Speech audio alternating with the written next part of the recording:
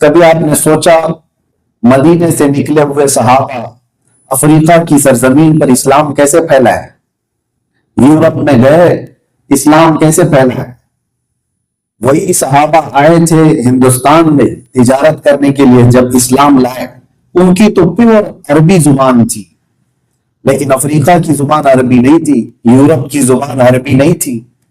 وہ گئے اور اسلام لے کر کے گئے، لوگوں کو صرف اسلام سکھایا نہیں، پلا کر کیا ہے۔ وجہ یہ ہے کہ ہر انسان کے اندر جب محبت اور عشق ہوتا ہے تو اس کی ایک باڈی لینگویج ہوتی ہے، اور اس باڈی لینگویج کا اثر زبان سے کہے جانے والے الفاظ سے زیادہ ہوتا ہے، اس سے زیادہ ہوتا ہے۔ مجھے حیرت ہوتی ہے، حضرت مالک بن دینار کے متعلق سنا ہو، کیرلا آپ سے قریب ہے، ہندوستان کا جو آخری علاقہ۔ رسول اللہ صلی اللہ علیہ وسلم کے صحابہ سب سے پہلے جو ہندوستان تشریف لائے، اس میں تاریخ میں یہ ملتا ہے کیرلا کی سرزمین پر اترے تھے۔ وہاں پر ایک راجا بھی تھا، اس نے یہ صحابہ کو دیکھ کر کے ان سے پوچھا کہ تم لوگوں کا دین کیا ہے، کہاں سے تعلق ہے؟ انہوں نے بتایا مکہ مکرمہ میں محمد رسول اللہ صلی اللہ تعالی علیہ وسلم کے ہم پیروکار ہیں۔ تو یہ راجا چیرمن، اس نے صحابہ کی بات کو صرف کان سے سن کر چھوڑا نہیں، اسی وقت سفر کرنے کا ارادہ کیا اور حضور صلی اللہ علیہ وسلم سے ملاقات کے لیے مدینے بھی گئے،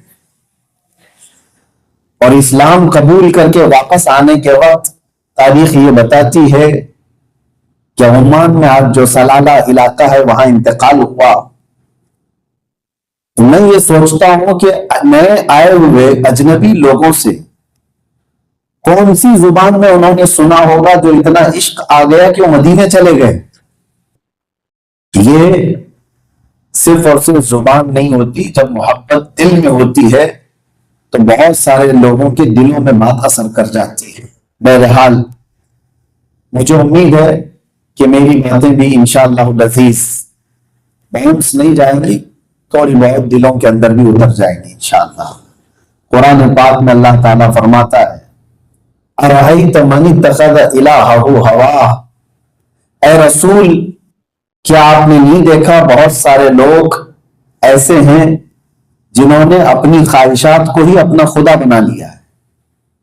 آج ایک پوائنٹ پر میں آپ سے گفتگو کرنا چاہوں گا، موسٹلی سب کا یہ حال ہو گیا ہے کہ ہم جس کو خدا مانتے ہیں وہ کون ہے؟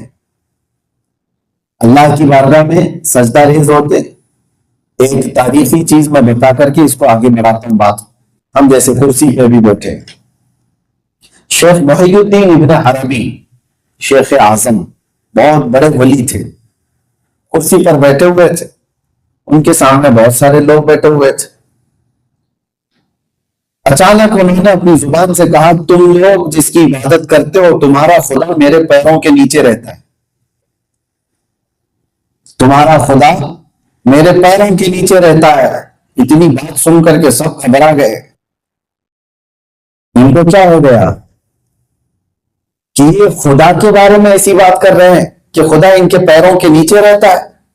سب اٹھ کر کے بھاگ گئے ہیں کہ یہ کافر ہو گیا ہے، یہ مولوی اس کی زبان سے پتہ نہیں ایسے جملے نکلتے ہیں، یہ کافر ہو گیا۔ سب چلے گئے، دو لوگ بیٹھے رہ گئے لاسٹ تک۔ انہوں نے پوچھا حضور آپ کے ایسا کہنے کا مطلب کیا تھا؟ کیا یہ کفر کا جملہ نہیں ہے؟ آپ یوں کہہ رہے ہیں کہ تمہارا خدا میرے پیروں کے نیچے رہتا ہے۔ تو شیخ محی الدین ابن عربی نے کہا رکو میں تمہیں بتاتا ہوں، میں نے جو کہا وہ سچ کہا۔ کہا کیسے؟ چٹائی اٹھائی اپنے پیروں کے نیچے سے، سونے کے اور چاندی کے سکے پڑے ہوئے تھے، کہا اسی کی وہ عبادت کرتے تھے، یہ جتنے آئے ہوئے تھے یہ اس کی عبادت کرنے والے لوگ ہیں، یہ دولت کے پجاری ہیں۔ میں نے یہ کہا کہ تمہارا خدا میرے پیروں کے نیچے رہتا ہے، میں نے یہ نہیں کہا کائنات کا خدا میرے پیروں کے نیچے۔ تمہارا خدا جس کی تم عبادت کر رہے ہو جس کی تم پرستش کر رہے ہو. میرے عزیزو، قرآن میں بھی اللہ نے یہ فرمایا بہت سے وہ لوگ ہیں جو صرف اپنے خواہشات، اپنی تمنائیں حاصل کرنے کے لیے اتنے دوڑ رہے ہیں کہ جیسے اس کو خدا سمجھ لیا ہو کہ جو وہ چاہے وہ ہو جانا چاہیے. میرے تقریر میں آنے سے پہلے میرے پاس بہت سارے سوالات آئے آپ ہی لوگوں میں سے یا سری لنکن نوجوانوں میں سے. میں اسی کے سلسلے میں آپ کے سامنے گفتگو کرتا ہوں. کچھ باتیں آج کے نوجوانوں کا ایک بہت بڑا مسئلہ ہے، اینزائٹی، بے چینی، بے قراری. یہ کیوں آتی ہے؟ دنیا جتنی ترقی کرتی جا رہی ہے ہم بے چین ہوتے جا رہے ہیں. ہمارے پاس آرام کی ہر چیز آ گئی ہے لیکن بے چینی اور بڑھتی چلی جاتی. جتنی آسائشیں ہمارے پاس ہے پہلے کے دور میں اتنی نہیں تھی. میں حج اور عمرے کے کنٹینیو ہر مہینے جاتا ہوں تو دیکھتا ہوں ساتھ میں جو جانے والے لوگ ہیں ان کو کئی مرتبہ میں کہتا ہوں عمرے پہ جا رہے ہیں، حج پہ جا رہے ہیں. آپ کو پتا ہے آج سے صرف 50 سال پہلے، صرف 60 سال پہلے جو حج پر گئے ان کو پوچھو کہ کیسے گئے تھے. ان میں لوگ ابھی شاید زندہ نہیں ہو، کچھ ہوں گے تو ان کو پوچھو. وہ پانی کے جہاز سے نکلتے اور جدہ میں جا کر رکتے، پھر جدہ سے لے کر کے مکہ جانے تک ان کو 3 دن لگتے تھے. اونٹ پر بیٹھ کر جاتے ہیں. صدر الشریعہ رحمۃ اللہ تعالیٰ علیہ نے بہار شریعت میں حج کے پورے سفر کا لکھا ہے. پڑھ کر کے ایسا لگتا ہے کون سے زمانے کی بات، صرف 60-70 سال پہلے کی بات ہے.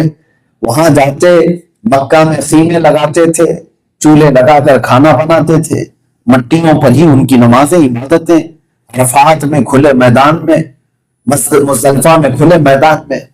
آج وہ بڑھتے بڑھتے ہم اتنی ترقی کر چکے ہیں، نہ آپ کو پانی کی جہاز میں شپ میں جانا ہے، ادھر بیٹھے ایروپلین میں وہ بھی فل اے سی ہے، ادھر اترے ایئرپورٹ میں اے سی ہے، وہاں باہر نکلے بس میں اے سی ہے، پہنچے ہوٹل میں اے سی ہے، ساری چیزیں سہولت کے ساتھ. لیکن شکایتیں اتنی زیادہ آج کے دور میں ہے کہ پچھلے 70 سال پہلے کسی نے اتنی نہیں کی تھی. یہ کھانا ایسا کہاں سے آ گیا، یہ سہولت، یہ گدا ایسا کیسے آ گیا، یہ روم میں اسمیل آتی ہے، یہ فنا ہے. جتنی ترقی کرتا ہے انسان وہ بے چین ہوتا جاتا ہے. وہ سکون کہاں ہے، وہ قرار کہاں ہے، وہ جو اطمینان ہے. وہ صحابہ کرام رسول اللہ صلی اللہ تعالی علیہ وسلم کے پیچھے نماز پڑھتے تھے، ان کی مسجدیں لکڑیوں کی بنی ہوئی تھیں اور جب سجدہ کر کے اٹھتے تھے تو پیشانی پر کنکریوں کے نشان ہوتے تھے. پیشانی پر کنکریوں کے نشان. خود رسول اللہ صلی اللہ تعالی علیہ وسلم جب سو کر کے اٹھتے تھے تو آپ کے جسم پر پورے رسی کے نشان ہوتے تھے. جو کھجور کے چھال کا بسترا ہوتا تھا جسم پر نشان رہتے تھے سو کر اٹھنے کے بعد. لیکن وہ لوگ تھے جب سو کر اٹھے یا جو بھی ہیں اس کے بعد پھر کہتے تھے الحمدللہ الذی احیانا بعد ما اماتنا، شکر خدا کے ساتھ. اور آج ہمارے لیے قالین کی مسجدیں، ایسی مسجد ہے جہاں بیٹھے تو ذرا برابر بھی آپ کو گرمی نہ لگے، اس کا اہتمام ہے. بہت کچھ. اب تو مسجدیں جو ہے میں کئی جگہ پر جا کر دیکھا ہوں وہ تو ایک آڈیٹوریم بنی ہوئی، آدھے سے زیادہ مسجد کا حصہ چیئر سے بھرا ہوا. بہت ساری چیزیں ہونے کے بعد وہ قرار، وہ سکون کیوں نہیں، وہ دلوں کا اطمینان کیوں نہیں. اس کو ایک شاعر نے بہت پہلے کہا تھا، وہ اندھیرا ہی بھلا تھا کہ قدم راہ پہ تھے، روشنی لائی ہے منزل سے بہت دور ہمیں. وہ اندھیرا ہی بھلا تھا کہ قدم راہ پہ تھے، روشنی لائی ہے منزل سے بہت دور ہمیں. ایک چیز ہے میرے عزیزوں، اس کا علاج یہ ہے. انسان کے متعلق میرے آقا صلی اللہ علیہ وسلم نے فرمایا کہ اس کو قبر کی مٹی تک بھی کوئی سکون نہیں دے سکتا، اس کو سیراب نہیں کر سکتا جب تک یہ اپنی خواہشات کے پیچھے بھاگتا رہے گا. جب تک تم بھاگو. کیا آج آپ سیٹسفائیڈ ہیں کہ آپ کا گھر اتنا ہو گیا اب اور نہیں کرنا ہے؟ کوئی نہیں ہوگا، اس میں کرنا ہے، آگے کرنا ہے. جس کے گھر میں 3 وقت کا کھانا برابر آ رہا ہے، اس کو بھی کمانا ہے، آگے بڑھنا ہے۔ سر اگر آج 1000 اسکوائر فٹ کا ہے تو اسے 2000 اسکوائر فٹ کا بنانا ہے، کہیں رکتا نہیں ہے۔ دنیا کا ریچسٹ آدمی بھی رکتا نہیں ہے، وہ بھاگتا ہے۔ اس کی وجہ یہ ہے کہ میرے آقا نے فرمایا ہے اس کی خواہشات کی لمٹ کہیں نہیں، کہیں نہیں۔ یہاں تک کہ حدیث میں حضور صلی اللہ علیہ وسلم فرماتے ہیں کسی انسان کو 2 پہاڑوں کے بیچ والا حصہ، 2 پہاڑ ہیں، 2 پہاڑ کے بیچ میں جتنا حصہ ہے یہ بھر کر کے اس کو گولڈ دے دیا جائے، سونا دے دیا جائے، اس سے کہا جائے تو خوش ہو گیا، تو کہے گا کاش اس طرح کا ایک اور حصہ مجھے مل جاتا تو میں خوش ہو جاتا۔ یہ 1400 سال پہلے رسول اللہ صلی اللہ علیہ وسلم بیان فرما، اور پھر فرماتے ہیں اگر اس کو 2 پہاڑوں کے بیچ کا حصہ ایک اور دے دیا جائے، اور ایک بڑا حصہ دے دیا جائے، اس سے پوچھا جائے اب تو تیرے پاس اس طرح کی 2 چیزیں آ گئی، وہ کہے گا کاش تیسری ہو جاتی تو پھر اور مزہ آتا۔ اولاد بھی ہے، رشتہ دار بھی ہے، بہت سارے لوگ ہیں، تو میرے عزیزوں اس کی لمیٹیشن کہیں ہے ہی نہیں۔ انسان کی خواہشات کو کہیں آپ روک ہی نہیں سکتے۔ کہاں جا کر کے پھر رکے گا؟ کون سی چیز ہے جو اس کو قرار دے گی، اطمینان دے گی؟ ایک ہی چیز ہے، ایک ہی راستہ، وہ میرے آقا صلی اللہ علیہ وسلم نے علاج میں بیان فرمایا، لا یؤمن احدکم حتی یکون ہواہ تبعا لما جئت بہ۔ اس وقت تک تمہارا ایمان بھی کمپلیٹ نہیں ہو سکتا جب تک تمہاری یہ جو خواہشات ہیں وہ میری مرضی کے مطابق نہ کر دو۔ حضور صلی اللہ علیہ وسلم کی مرضی کے مطابق، ان کی منشا کے مطابق جب تک ہماری خواہشات نہیں کریں گے اس وقت تک ہمیں سکون نہیں مل سکتا، کبھی نہیں ہوگا۔ اور انسان بھٹکتا ہی رہے گا۔ اس سے اگر صرف یہ سوال آ جائے میں میرے نبی کی مرضی میں خوش ہے، تو پھر دیکھو اس کو آدھی روٹی پر بھی خوش ہو رہا تھا، آدھی روٹی پر بھی خوش ہے۔